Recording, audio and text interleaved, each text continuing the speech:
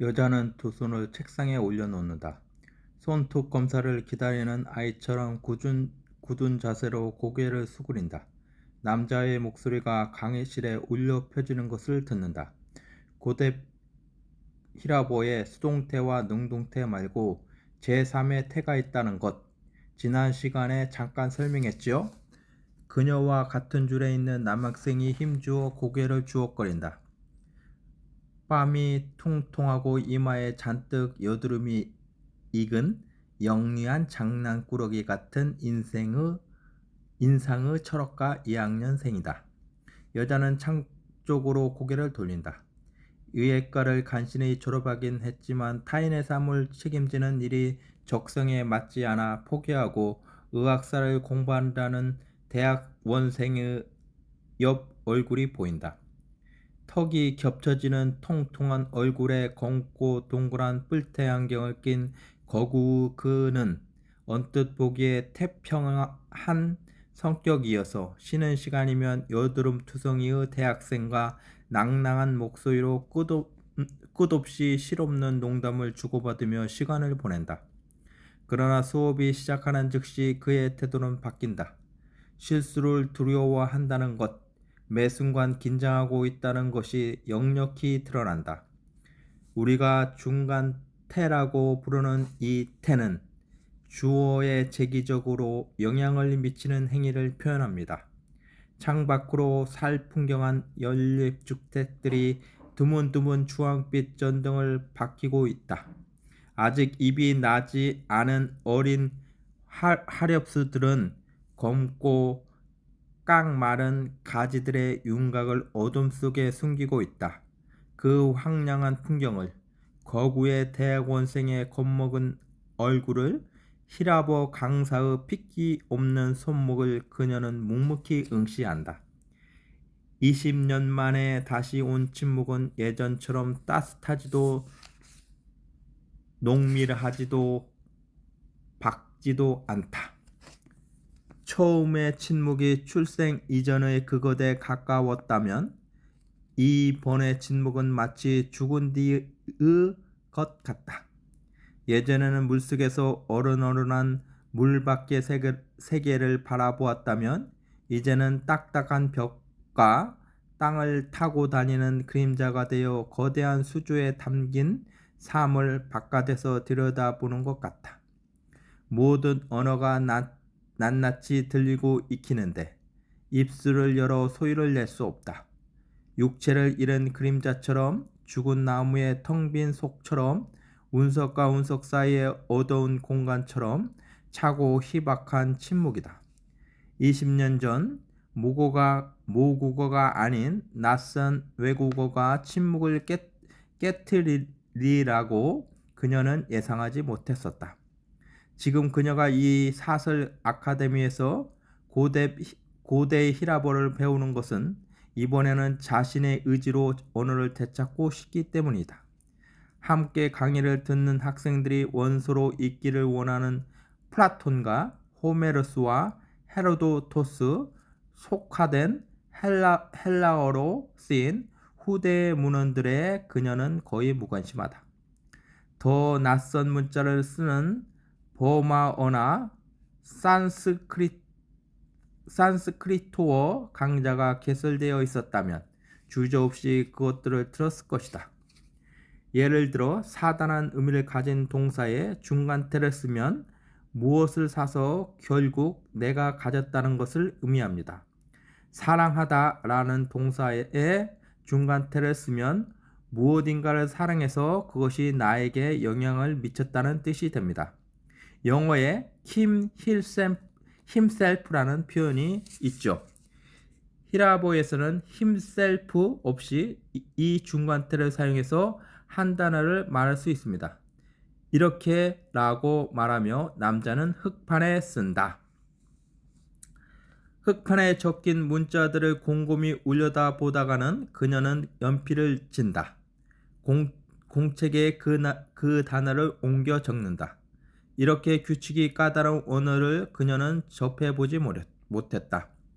동사들은 주어의 격과 성과 수에 따라 여러 단계를 가진 시제에 따라 세 가지 태에 따라 일일이 형태를 바꾼다. 놀랍도록 정교하고 면밀한 규칙 덕분에 오히려 문장들은 간명하다. 주어를 굳이 쓸 필요도 없다. 어순을 지킬 필요조차 없다. 3인칭의 한 남자가 주체이며 언젠가 한번 일어난 일임을 나타내는 완료 시제를 쓴 중간태에 따라 변화된 이 한 단어에 그는 언젠가 자신을 죽이려 한 적이 있다는 의미가 함축되어 있다. 8년 전에 그녀가 낳은 이제 더 이상 키울 수 없게 된 아이가 처음 말을 배울 무렵 그녀는 인간의 모든 언어가 함축된 하나의 단어를 꿈꾼 적이 있었다. 등이 흠뻑 젖은 만큼 생생한 악몽이었다. 어마어마한 밀도와 중력으로 단단히 뭉쳐진 단 한 단어. 누군가 입을 열어 그것을 발음하는 순간 태초의 물질처럼 폭발하며 팽창할 언어. 잠투정이 심한 아이를 재우다 썰핏 잠들 때마다 어마어마하게 무거운 그 언어의 결정이 그녀의 더운 심장에 꿈틀거리는 심실들 가운데 차디찬 폭약처럼 장전되는 꿈을 꾸었다. 기억만으로 선뜻한 그 감각을 입사이로 누르며 그녀는 쓴다. 얼음 기둥처럼 차갑고 단단한 언어. 다른 어떤 단어와도 결합되어 구수하다기를 기다리지 않는 극도로 자족적인 언어. 돌이킬 수 없이 인가의 태도를 결정한 뒤에야 마침내 입술을 뗄 수 있는 언어. 밤은 고요하지 않다. 반 블록 너머에서 들리는 고속도로의 갱음이 여자의 고막에 수천 개의 스케이트 날 같은 칼금을 긋는다. 흉터 많은 꽃잎들을 사방에 떨구기 시작한 자목련이 가로등 불빛에 빛난다. 가지들이 희도록 흐드러진 꽃들의 육감, 으깨면 단 냄새가 날 것 같은 봄날의 공기를 가로질러 그녀는 걷는다. 자신의 뺨에 아무것도 흐르지 않는다는 것을 알면서 이따금 두 손으로 얼굴을 닦아낸다. 전단지와 세금 고지서들이 꽂혀있는 우편함을 지나쳐 엘리베이터 옆에 육중하게 버티고 선 1층 현관문에 그녀는 열쇠를 꽂는다. 다시 양육권 소송을 해서 되찾아올 생각이었으므로 집안은 아이의 흔적이 고스란히 남아있다.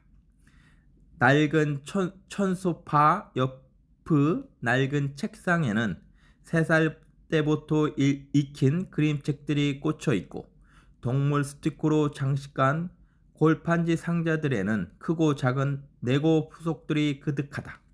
수년 전 아이가 마음껏 놀게 하려고 일부러 맨 아래층에 얻은 집이었다. 하지만 아이는 좀처럼 발을 구르거나 뛰어다니려 하지 않았다. 거실에서 줄넘기 연습을 해도 된다고 그녀가 말하자 아이는 물었다.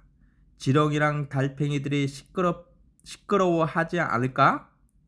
또래보다 체구가 작고 골격이 섬세한 아이였다. 무서운 장면이 있는 책을 읽으면 38도 가까이 열이 올랐고 긴장하면 토하거나 설사를 했다. 그 아이가 친가의 장손이자 유일한 아들이기 때문에 이제 예전만큼 아주 어리지는 않기 때문에 그녀가 정신적으로 너무 예민해 아이에게 나쁜 영향을 준다고 전 남편이 일관되게 주장해왔기 때문에 10대에 받은 정신과 진료 기록이 불리한 자료로 제시되었다. 지난해 은행 본사로 승진 발령받은 그에 비해 그녀의 수입이 턱없이 적고 불규칙했기 때문에 그녀는 마지막 재판에서 패했다. 이제 그나마의 수입원도 사라졌으니 현재로서 다음의 소송이란 불가능했다. 구두를 벗지 않은 채 그녀는 현관 턱에 걸터 앉는다. 두툼한 히라보 교본과 사전, 공책과 납작한 필통이 들어있는 가방을 내려놓는다. 노란빛이 도는 센서 등이 꺼질 때까지 눈을 감고 기다린다. 어두워지자 그녀는 눈을 뜬다. 어둠 때문에 검게 보이는 기구들을, 검은 커튼을, 정적에 잠긴 검은 베란다를 본다. 천천히 입술을 열었다가 이내 악문다. 심장에 장전된 차디찬 폭약을 향해 타들어갔던 불꽃은 없다. 더 이상 피가 흐르지 않는 혈관의 내부처럼, 작동을 멈춘 승강기의 통로처럼 그녀의 입술 안쪽은 텅 비어 있다. 여전히 말라 있는 뺨을 그녀는 손등으로 닦아낸다. 눈물이 흘렸던 길의 지도를 그려뒀더라면, 말이 흘러나왔던 길의 바늘 자국을 핏자국이라도 새겨뒀더라면. 하지만 너무 끔찍한 길이었어. 혀와 목구멍보다 깊은 곳에서 그녀는 중얼거린다.